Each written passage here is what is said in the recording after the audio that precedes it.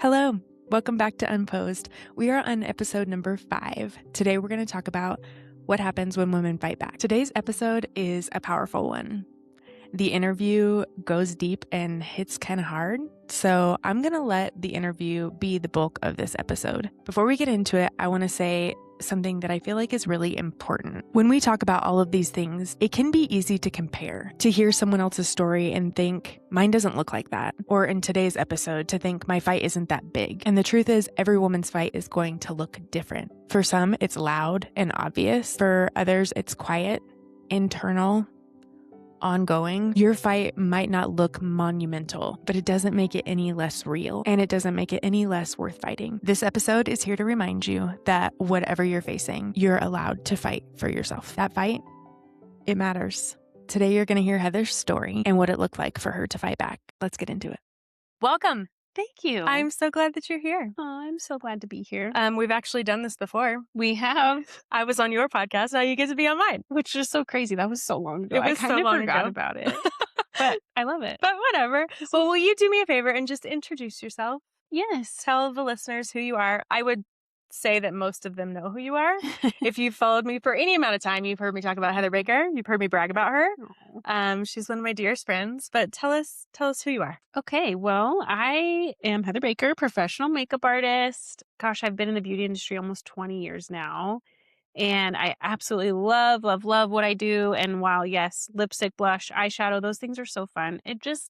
It goes so much deeper than that for me. And I feel such a calling to be in the beauty industry to just help women feel their very best. And every single woman who sits in my chair has a story. And I try to really kind of bring that out of them, just like you do with your shoots. Yeah, I was going to say, this is why we work so well together.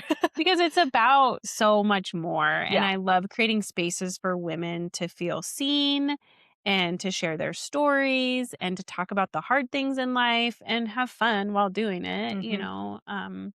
So yes, I have been married for almost 16 years, have 3 kiddos. My oldest is 10, Emmeline, and then I had a daughter. Most of you know our story with Blakely. She passed at birth. She would have been 7. And then Zaid is about to turn 6. Crazy. I know. Crazy. You're leaving some things out. You have a cosmetic line. Oh, yes. Okay, Emmy Rose Cosmetics. That has been really fun. I started that in 2017, named after my daughter, Emmeline. It's been so fun to watch that grow and to have that creative piece. And really, my mission behind that is creating affordable, good quality makeup that just has positive messaging behind it. Because, my biggest thing is helping women of all ages, especially this next generation coming up, Yeah. while makeup can help us feel good, there's nothing wrong with that, but it's not what makes us beautiful. And so that's really the goal with Emmy Rose Cosmetics, is just having fun, diving deeper. And it's been great. Yeah. And obviously, Heather doesn't like to brag about herself. She's also written 2 books. Oh. Okay. Yep.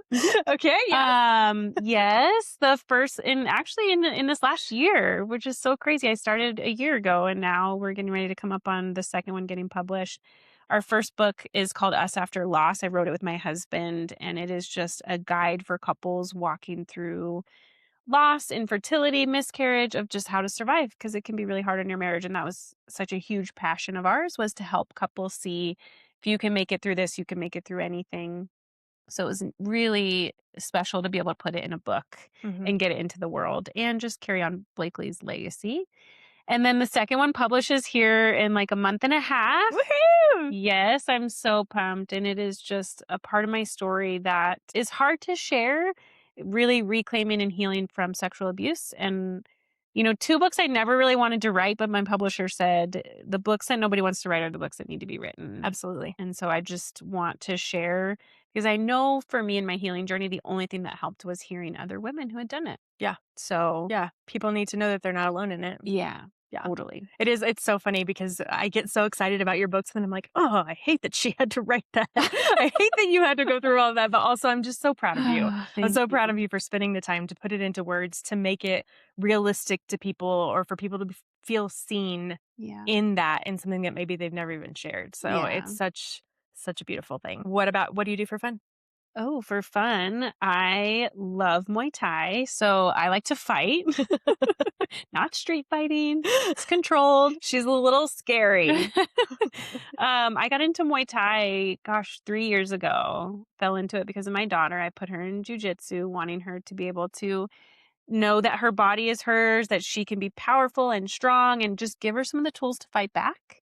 And I ended up just taking a class as well. And while jujitsu wasn't for me, they also had a Muay Thai program, and I was not in I just wasn't feeling good about my physical health. And gosh, it turned out to be so healing for me and a huge part of my just journey of fighting back, Yeah. literally. Yeah.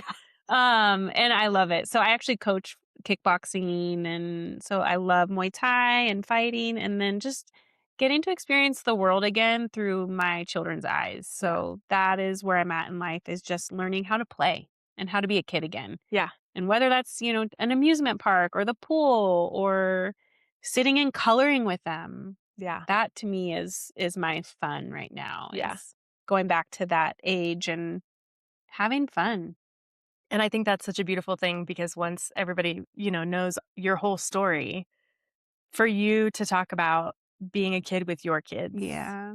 makes me so proud of you because you've done a lot of work to get there. Oh, so much. Yep. I think that in the past, if you hadn't have done that work, you couldn't enjoy it and embrace it like you do now. Yeah. You have so much more freedom because you've fought back. Yes. And that's a really cool thing to hear you talk about. I'm like, she deserves to be there. Well, okay, we'll tell them a little bit about how we met. Okay. So when I moved to Denver and started doing boudoir shoots, obviously I needed a team and I needed, hair and makeup and where I'm shooting and all this stuff. And I booked, I think, a couple shoots with a makeup artist and started bragging about her on Facebook. And immediately somebody reached out to me and they were like, "You can't use her." And I'm like, who are you?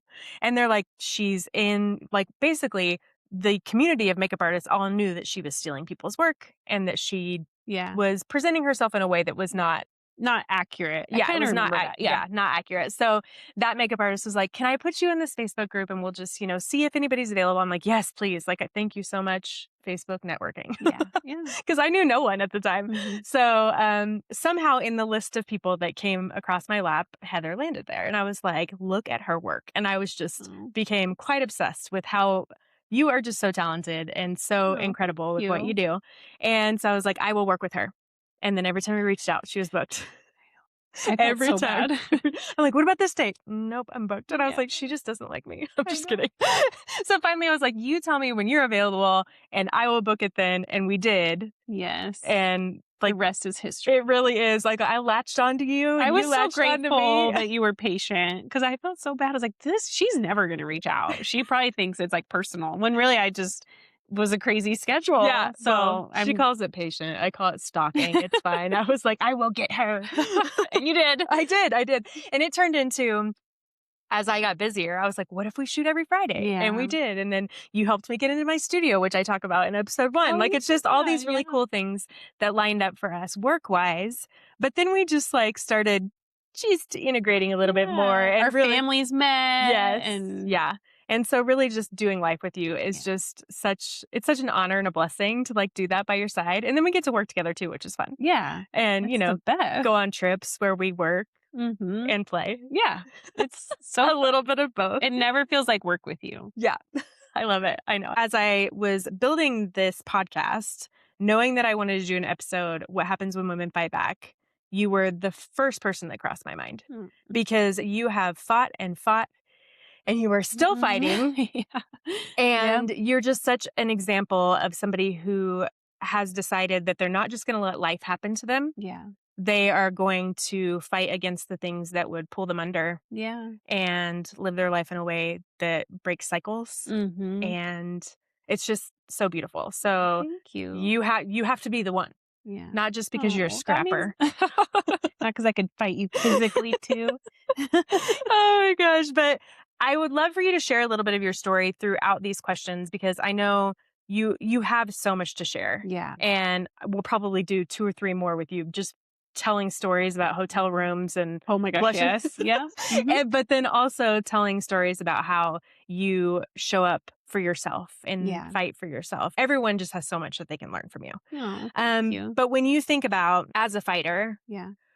can you recognize that moment where you realized that you had to fight back? You Mhm. couldn't just live your life kind of on this roller coaster of a ride, wherever it takes me, it takes me. I have to fight back. Yeah. I have to be an active participant in not going under. Yeah, totally. I'm going to totally use Muay Thai analogies throughout this whole thing. And Totally actually, it's fine. in my next book a lot because I just love it. And it just relates to life so well. So, life throws punches at all of us. And sometimes they're annoying and distracting. And other times they are power punches that are meant to take you out Yeah. of the fight completely. And I would say, gosh, the last 10 years have been a fight for me, which is crazy to think about. It's been 10 years. Yeah. But some of those were like more at the time, they definitely felt like they were taking me out. But as my story continued, I realized like they were just lighter punches, getting me ready for the power punch, setting it up. Cody and I had struggled with infertility and multiple miscarriages. And then, you know, for me, my life feels like it was cut into the before and after when our daughter Blakely died. I was almost full term, had a healthy pregnancy. There was never anything wrong. We were past all of the, safe points in pregnancy Yeah. that they clear you and say everything's healthy. And um, that was not on my bingo card No. of like, No, you were ready. yeah, we were so ready. And she was going to complete our family. And Emmeline was 2.5 at the time. And so finding out, for those of you who maybe don't know our story, she passed, her heart just stopped. And we had no idea why. Even to this day, we don't know why. And it was incredibly hard. We were 2 weeks away from being induced. And so to go the whole way almost and Yeah. have her die felt terrible, Yeah. obviously. I don't really have words to put around it, but it divided my life into a before and after. And that was when I was like, okay, that was in Muay Thai, we call like a punch to if you take a hit, a good solid punch or hit to the liver, you're going to get knocked out. You're going to get dropped to your knees. And that was mine I was like, I have been through some hard things. But a lot of people had come around me and oh, me too. I know, this or that. But this was on a different level. Yeah, for sure. Yeah. And I mean, when you realize at that point, I've got to fight back. This Yeah. isn't something that I can just, float through. Yeah. What did fighting back look like at that point? Okay. I actually, as you were just saying that, I realized one of the moments that I was like, I have to fight back was when I was about to deliver her. Because you still have to go through the whole process Yeah. of labor, your milk still comes, everything happens that would happen with a healthy delivery. And so I had several moments knowing she wouldn't come out crying and being like, how am I going to do this? And I remember the nurse holding my hand. It'll totally make me so emotional. But like, there was this moment of, I have to I have to push. I have to physically fight to deliver my daughter, even though I knew what was coming on the other side. So that was a huge moment of, even though I was very much in shock, I had to, and she deserved for me to do that. Like, Absolutely. I wanted to show up as her mom, and even though it didn't look how I had planned, she was still my daughter and deserved to be celebrated. And yeah, that was a moment where I was like, I'm gonna fight back and do everything I can to just be present, because I knew they had said, if I couldn't push hard enough, I could do a C-section, but they were worried. And I just was worried about how much time I would get with her. Yeah. So I was determined to do everything I could to fight back in one of the worst possible situations and meet my daughter as quickly and as coherently as I could. Yeah. Well, and I know, just learning this from you, what is the statistic of a married couple staying together after they lose a child? I mean, when Cody and I don't know how accurate, but people were throwing around to us that 90% of couples that lose a child get divorced. And I remember sitting with my therapist being like, so is that like when they're older, Right. she was a baby in utero? Like, it's still very hard, but I was trying to make it like not our story. Yeah. And she was like, I'm not going to be a part of that percentage. Yeah. And she was like, no, you're That's in you. that club. And we had already experienced how hard it was to navigate miscarriages. And so then it was incredibly hard. And so, yeah, high percentage of people. And I've talked with a lot of people since whose relationship didn't survive. Yeah. When I just remember as your friend watching you and Cody just fight for that. Yeah. Again, Ugh. that wasn't something that you just woke up and you're like, I'm so glad we're here for each other. Like Mhm. you were in two totally different places, Mhm. grieving and having to fight for yourselves and fight for each other. Like it's Mhm. just not easy, Yes. you know? We like grief kind of put us on two different islands and we fought our way back to each other. Yes. And yeah, like you said, it was not easy, but that is the purpose of the book, is to try to help couples see it is so worth it to fight your way back to each other. It's hard. Yeah. But man, is it worth it. Yes, absolutely. Well, and tell me this too. I think that most people imagine that fighting back is this like dramatic, loud thing. And maybe sometimes it is, Mhm. but what are other examples that you would give of like that moment that you're like, I have to fight back and maybe the dust has settled? And like, Yeah. what are those like practical moments that you saw that's like, that was me fighting back, even though nobody noticed? Yeah. Right. Well, you're so right. It can look so different, right? At her celebration of life service, we stood on a stage and made a promise to her that we would be the voice she was never given, that we wouldn't allow it to affect our marriage. So everyone's seen it and it is this big. Yeah. But then it was those small moments of fighting back, of offering grace when you know, okay, they're struggling too. Or sitting in a counseling office for the third time that week, trying to understand each other, or giving each other space on our faith journey to have different moments Yeah. and to be in different places with God. And so there were so many small choices. And then there was having to also just let go of, you know, me. Like it was the first time it was our grief. Like Cody had lost friends, which was obviously really sad for me. And I had been through hard things, which he supported me, but this was ours Yeah. together. And so we had to be selfless at times and not just look at it from I'm grieving, we were grieving. Yeah. Yeah, for sure. Okay. So let's talk about fighting for real. I remember when you got into Muay Thai. I loved it. You were like, there's just something about Yeah. like hitting the bags and doing the Mhm. things, which I've always loved kickboxing. So I was like, yeah, Heather, get it, get it. Mhm. And then I remember one day you're like, I'm going to do a real fight. And I was like, what? Your teeth, Yeah. your face. You're too pretty. It was just like one of those like funny moments that I was like, oh my gosh, but it's been so fun to watch Yeah. and how much you've learned. And I love, if you guys do not follow her on Instagram, go follow her on Instagram. I'll make sure I link it because she shares so much of what she learns in the fight and in the training that really applies to our daily lives and Totally. our fights in our real life. So obviously you shared a little bit about like the hits and stuff, but are there other parts that are really similar to a real fight Mhm. versus fighting these fights that you're fighting in Mhm. life? Yeah. Oh man. So there's so much. And in my book, I'm like, are people going to be annoyed? Like, there's so much Muay Thai in it, but it's just, again, not only do I love it, but it's just, there's so many amazing correlations with Yeah. life. I think being allowed to feel so strong in my body and confident and trust my body was huge. I think one of the biggest ones, and I talk about this in the book, is I had this crazy mic drop moment when I was in class doing, it's called sparring. It's essentially like a simulated controlled fight with a partner. And the whole time, like, he's way more advanced than me. And so the whole time he's kind of like, really landing some strikes. I'm feeling like pretty like, okay, I'm terrible at this, which is pretty normal.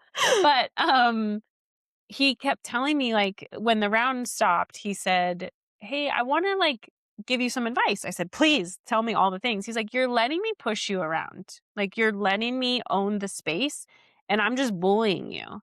And I started thinking about it. I was like, yeah, he's right. And then I had a deeper life moment of, that's what I was doing in my life, giving up space everywhere, letting people's opinions, letting the expectations, letting people tell me who I needed to be and who I should be in order to be loved, safe, whatever.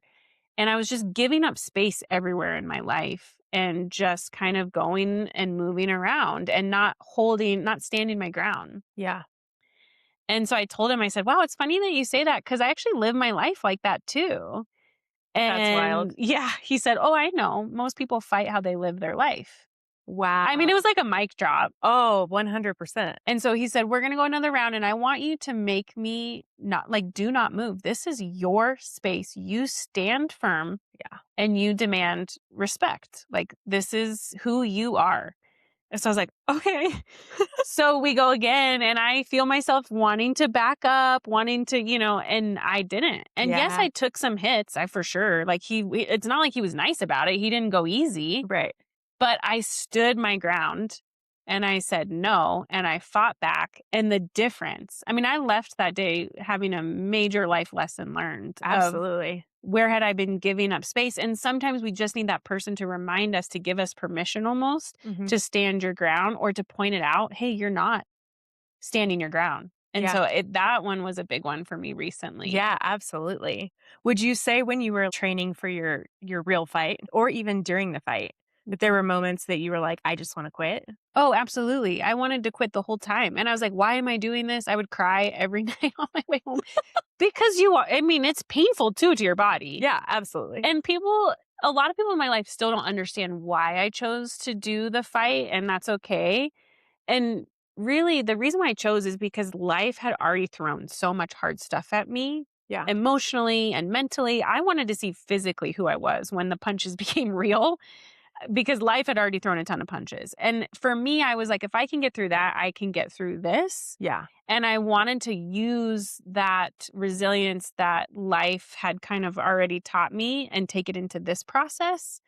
And so the hardest part for me in the training was the mental game, because I just didn't believe that I belonged there. I had always felt, this script that I had picked up culturally and throughout my life was just that I was kind of made to feel like this dumb, pretty girl. Mhm. And you can't fight back. You can't be strong. Something hard that my sexual abuse had kind of wired in me was that my body wasn't mine. I couldn't fight back.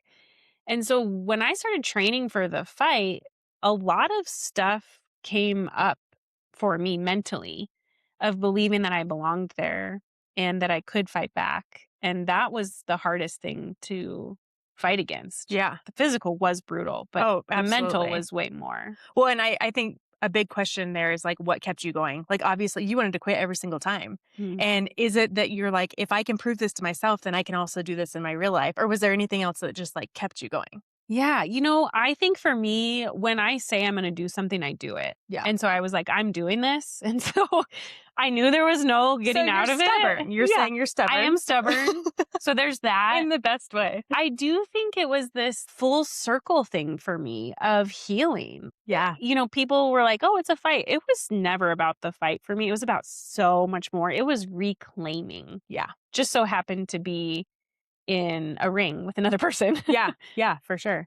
So, I mean, I would say that the 2 books that you've written Mhm. are like kind of the obvious fights that you've fought. Yeah. And that's coming back from losing Blakely. Yeah. That could have taken you a very different path, and Yep. you fought to make sure that it didn't. Yeah. And then realizing with this sexual abuse and what am I going to do with this? Yeah. Again, could have destroyed your marriage, Yeah. could have destroyed you. Like you Mhm. could be in a totally different place. And I just think that the fights were so big. Yeah. And so the fight had to be big. Yeah. And you've proved to yourself over and over that you're going to show up for it. And then it's not easy. Right. Let's talk about book 2 just a little bit. Okay. When you decided to tell the story of your sexual Mhm. abuse, what would you say were like your biggest fears?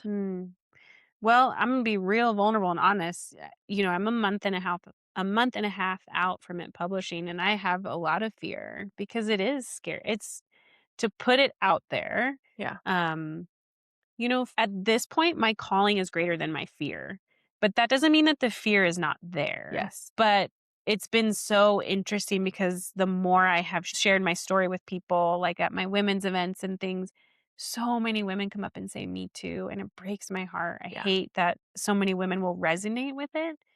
but I know that it has to be, again, like there's just this burning passion in me to help women fight back and take their power back. And that can look different. That can look so different, so many different ways. But that's what this book was for. And it turns out it was really healing for me too. Like you Yeah. said, it was a form of fighting back.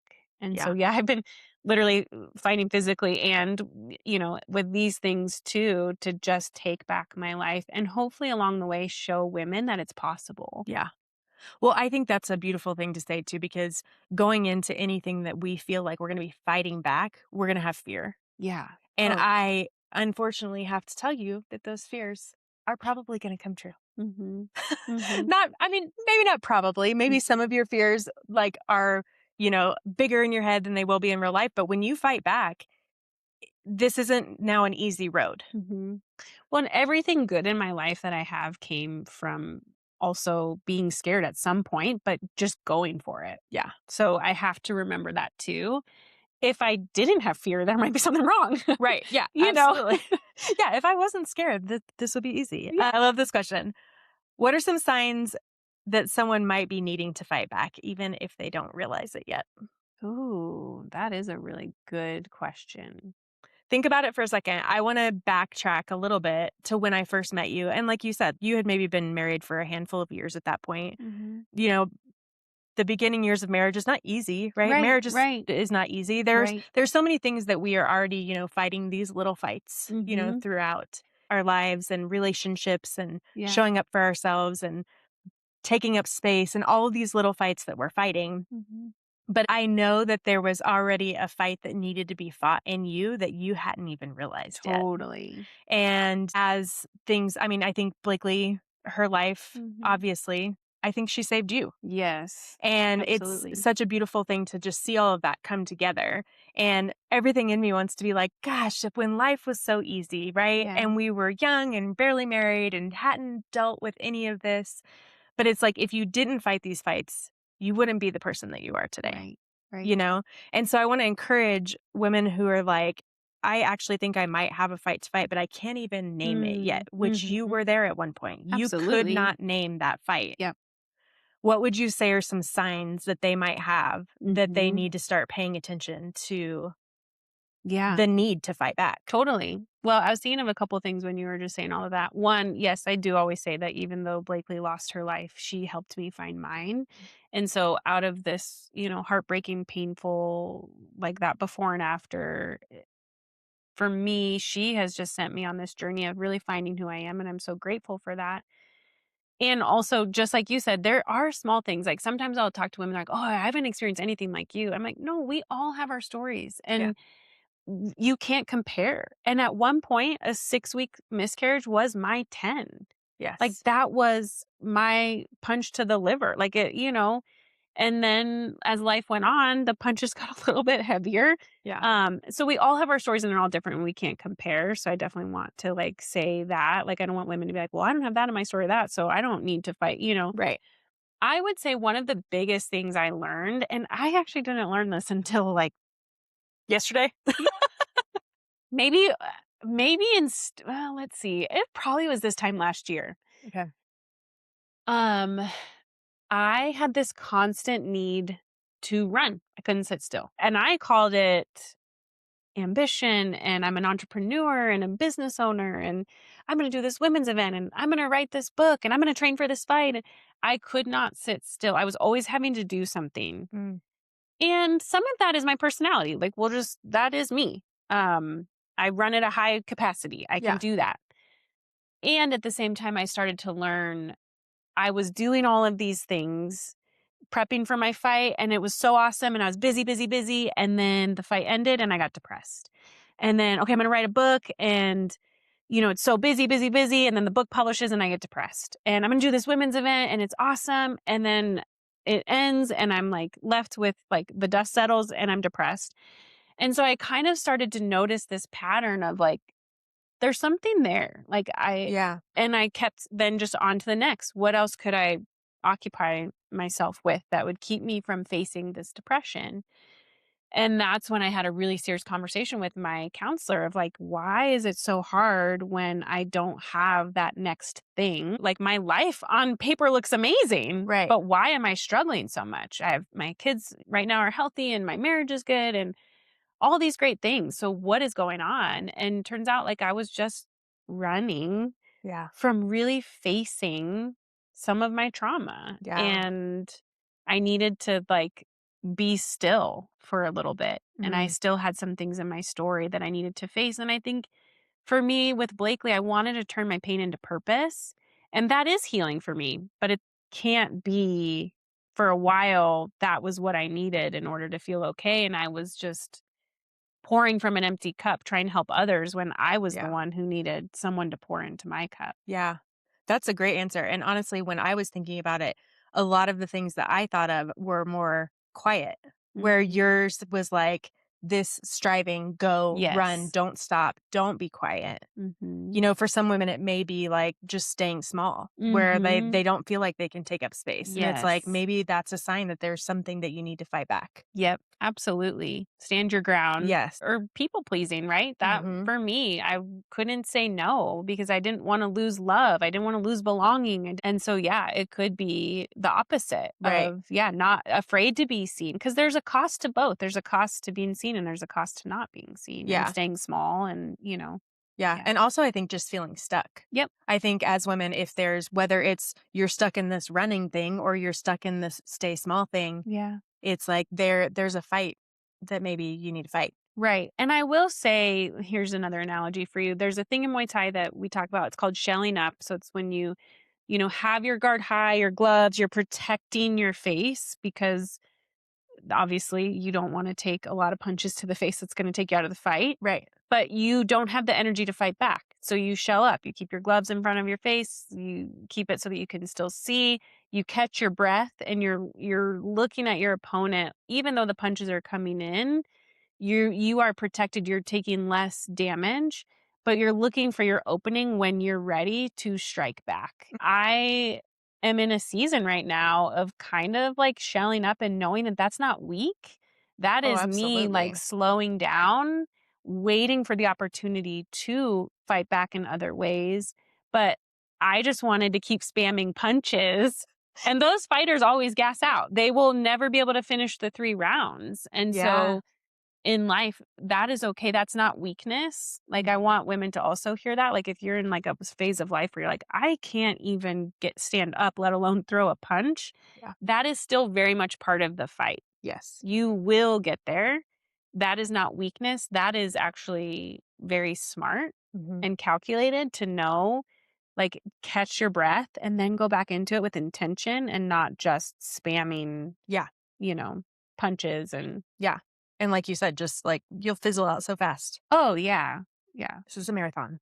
Yeah. Could you say, like, when you think back to the Heather before she had these fights to fight and she Mhm. showed up and she did it, who were you then and who are you now? Oh, wow, yeah. That is And I know that's a big question. mhm. I mean, right off the bat, I think of just I was such a people pleaser.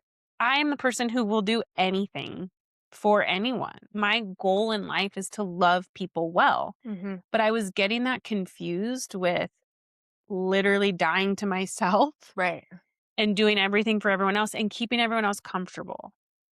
So I have had to really learn like Heather now has boundaries Yes. and it is still hard and it's not easy, but I have learned that I have to be okay with making people uncomfortable Mhm. and I have to be okay with staying true to myself even if that means someone will leave me Yeah. and that has nothing to do with me or my value, but that has been a really hard. But I would say the biggest difference between before Heather and fighter Heather is knowing that it's not about me. Yeah. And I can't take that personally. And the biggest thing I have to fight for is myself and my emotional maturity and health because it affects so many people in my life. Yeah. And it's like, I love this quote. It says, if you don't heal, you'll bleed on those who didn't cut you. Mhm. And I don't want to do that to the Yeah. people in my life. Yeah. And so that's my goal, is to heal so that I don't. Yeah. No, that's amazing. And I think too, because I also am a recovering people pleaser. We should start a club. I know. One of the biggest lessons that you learn is when you were living in that space where you were people pleasing, you weren't actually keeping everything No.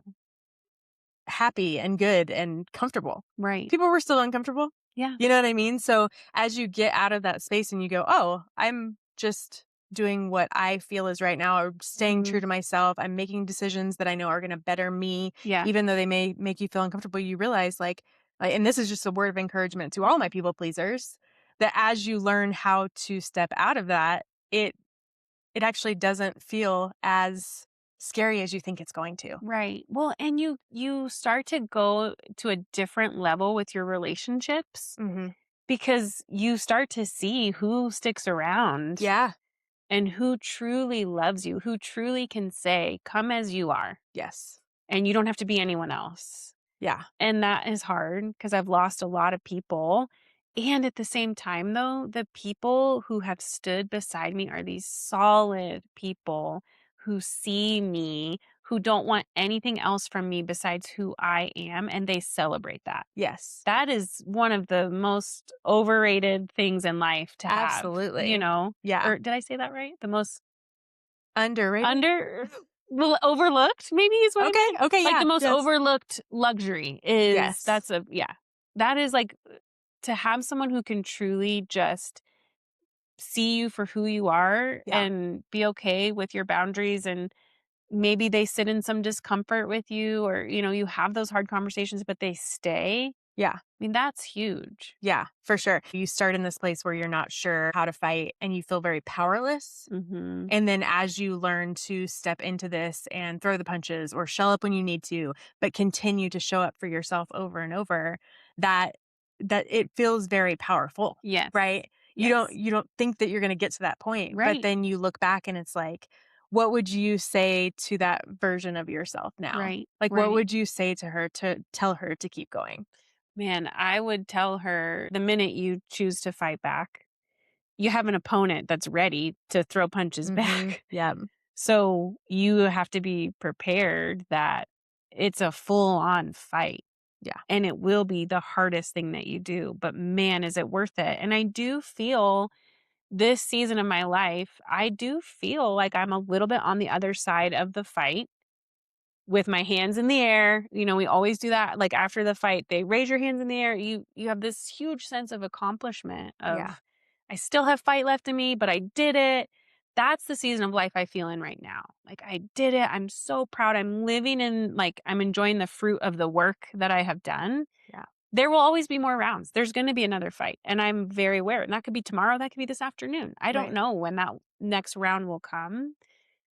But if I can encourage women, when you are in the fight and you're just like, I cannot go any further, know that there will come a time where you are raising your hands in the air. Some rounds are longer than others, but you will. Yeah. You will. And if you feel like you can't fight back right now, you will have the strength to fight back. Yeah. And if you're in a season of, like me, where you're like, I'm feeling like I'm just living life right now to the fullest and the fight is over, it's great. But just also know, enjoy that, because Yeah. life will come back around. But remember the strength it took you to get through. You can do it. Yeah. That's how I view everything in life. If I can get through this, I can get through that. If I can do this, I can do that. Yeah. And I was just going to say that about their strength. Like, I just want to remind everybody listening, if you feel like you have this fight and you don't have the strength, you do. We talked about a quote not too long ago of like, you don't have to do the whole staircase today, Yes. right? Yeah. Like, One step at a time. one step at a time. You don't have to, you may look at that staircase and go, I cannot make it to the top. Yeah, Yeah. maybe you can't today, Right. but you can take one step up. Yeah. And just that encouragement of, even when you feel like the strength isn't there, trust yourself Yes. enough to take one step. Well, and maybe it is too, as you were saying that, I was thinking about, who's your coach in the corner? Every fighter has their coaches in their corner. You cannot do it alone. You Absolutely. don't fight alone. They may not be physically in the fight with you, but they are there mentally in the corner to help remind you that you can do this. When in between rounds, they're pumping you up, they're telling you your blind spots, they're telling you, like, how to finish the fight. And so I think as women, though, we get stuck in we don't want to ask for help. Oh, absolutely. Yeah. Or we have a hard time being the coach for someone else because her success threatens mine, or, so I want to encourage you to like find those coaches. And that could be a person, a counselor, a best friend. It could be your faith. Like there were so many times I had to lean on something bigger than anything this world had to offer. Faith was what kept me going. That was my corner coach. Yeah. And then there are times when it was you. Like I can remember, phone calls late at night. I would call you crying and Yeah. you'd have to remind me. I mean, even still, you like literally last week, I think I was like, I'm feeling so much anxiety and fear about the book. And you're like, you got to keep going. Women need this. You need to have those. It doesn't have to be a ton of people. Yeah. But at least one Yeah. of just a corner coach who can help remind you who you are, remind you to get back in the fight, Yeah. show you your blind spots, and just encourage you. That is huge. So the next question I was going to ask that I feel like you already just answered, but you may have more to say to this. To the women listening and thinking, I don't even know where to start. What is one step she could take? And I do think having a coach in your corner is a huge one. Yeah. But that may not be the first step, right? Where do I even start? What's one step that I can take if I know I need to fight back? Well, I would say that they're doing it by listening to this podcast. Well, okay. Yep. Honestly, like as you were saying that, I was like, what was it for me? Because yeah, it was like all these things were happening, but what was like, how did I really take that first step? And to be honest, it was trusting myself, trusting my intuition, trusting that no matter, especially in processing and working through my sexual abuse, even if others didn't acknowledge it or didn't believe me, because that's very much part of my story, which made it incredibly hard, that I had to trust myself. Yeah. All that I needed to do was believe that little girl inside of me who had been begging to be seen, heard, believed, protected. All she needed was for me to say, I see you, I believe you. I will fight for you. I will fight for you. Yeah. And so believing yourself and trusting that intuition. You probably already know what that first step is, but you just got to trust it and bet on yourself. Yeah. That is such a good piece of advice. And I think too, even hearing you say that about like the little girl inside of you, I think that sometimes it is a good step for us to, I don't want to say detach ourselves from it, but we've got to be in our own corner a little bit. Yeah. And I think a lot of times, like on Instagram, when I'll say something and I say, listen to her, and I say, what is she saying to you? And I'm talking about you, I'm talking about yourself. Yeah. But the amount of emotion that causes in people to step out of it and go, look at her, think about her instead of just me, right? Because I think like society tells us that we're not allowed to do that, but sometimes we do have to kind of take a step back and think, what is the next step I need to take for her? Yeah. You brought up a interesting point of something that helped me, which maybe this will resonate with someone. I was really processing through how old I was when my sexual abuse happened and how it was just it was just a lot. So I went back through childhood pictures and found a picture of myself and put it right on my makeup table where I go every single morning. And I would tell myself, I'm fighting for her. Yeah. And there was just something about connecting again and seeing my younger self in that photo that gave me courage. Yes. And so I actually keep that picture on me a lot of the time because anytime I'm going through something hard and I'm like, no, this is for her. And that book is for her. Yeah. Yeah. That's so powerful. And like every other episode, this is continuous work. Yeah. When you were talking about, you may be in this point, you may be in this point, or it's, we have an opponent, they're going to fight back. Yeah. And I was thinking about those machines at like the arcade, right? And like the thing comes down, you just punch it one time. It's hard. Like, wouldn't it be easier if it was like that? I know. Just wind up and give it one good punch. One and done. It's not going to come back at you. It's not, it's not going to move when you try to punch it. Like it's just right there. But that's not what this is. Yeah. This is continuous work.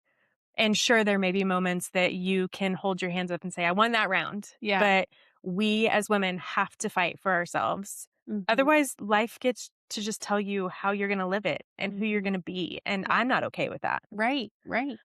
That's all my questions. Oh, okay. Is there anything else you feel like you want to add? I think my story can be a heavy story with losing Blakely and sexual abuse. Like, they're two very heavy things that feel very dark and unfortunately statistically resonate with a lot of people.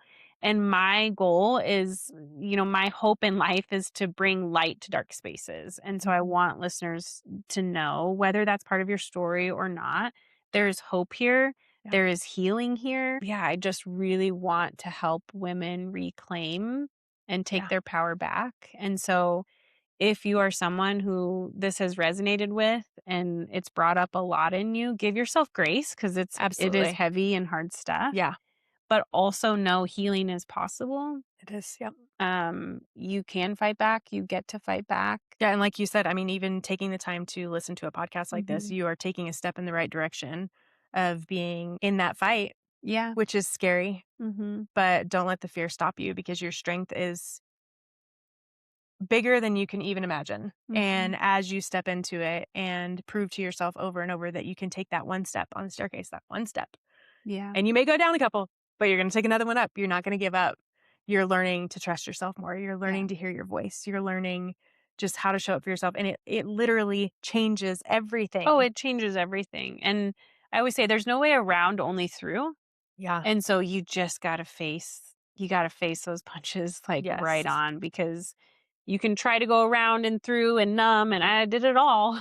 Yeah. But it wasn't really until the moment that I sat in it, and that was in a lot of therapy. And so I'm a huge advocate for therapy in a Yeah. in a safe space that they are trauma informed and they know Yes. how to help. Don't go at the fight alone. Yeah. Get your corner coaches that can remind you how strong you are. And if those coaches leave and walk away, you find another one. Absolutely. Like, you Yeah. don't, because we all have people who have left us Yeah. and have hurt us deeply. And that's part of life. And it's really hard, but it is not about you. And And really, when you think about the woman that you're fighting for, like she's worth it, yeah, So just showing up over and over and over. And on the other side of it, like you have no idea the freedom that's waiting for you. And it yeah, is every step is hard, but I see that freedom in you. And yeah, it's such a powerful thing to watch. I mean, in the pits of it.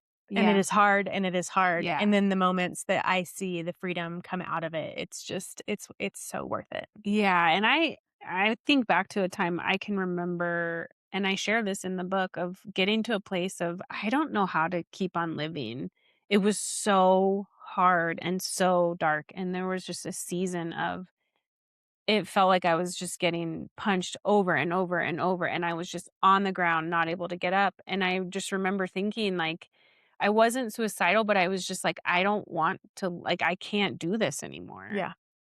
And now, all these years later, I look back, I wouldn't change a day of my story. Mm. And that's really hard to say because I've been through Yes. some really hard things. And obviously, yes, I want my daughter here, but my story has made me the person that I am, the mom that I am to my living kids, the partner that I am, the friend that I am. It has Yes. changed my faith completely.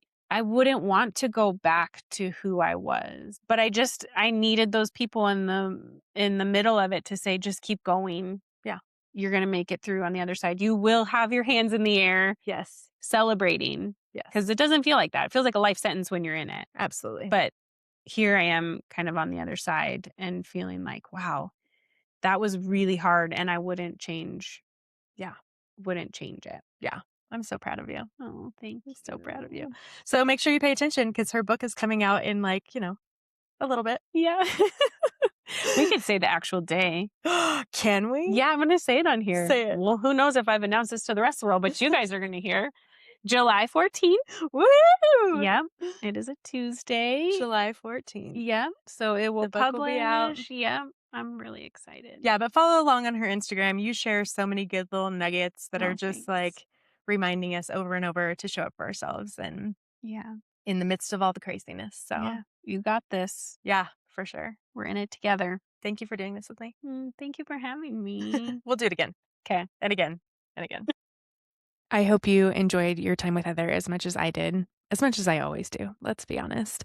But her story can be hard and it can be heavy. If you saw yourself anywhere in this episode, you thought to yourself, wow, that feels like me. I want you to sit with that for a minute. Fighting back doesn't always look like this major turning point. Sometimes it's a decision that you make quietly and then you have to make it again and again and again. It might look like telling the truth, setting a boundary, asking for help, or choosing not to go back to something that once felt normal. Whatever it looks like for you, it counts. Also, if there's something in your life right now that you feel like just doesn't feel right, something you've been ignoring or minimizing or telling yourself it's not a big deal, this is your reminder. You're allowed to fight for yourself, even in small ways.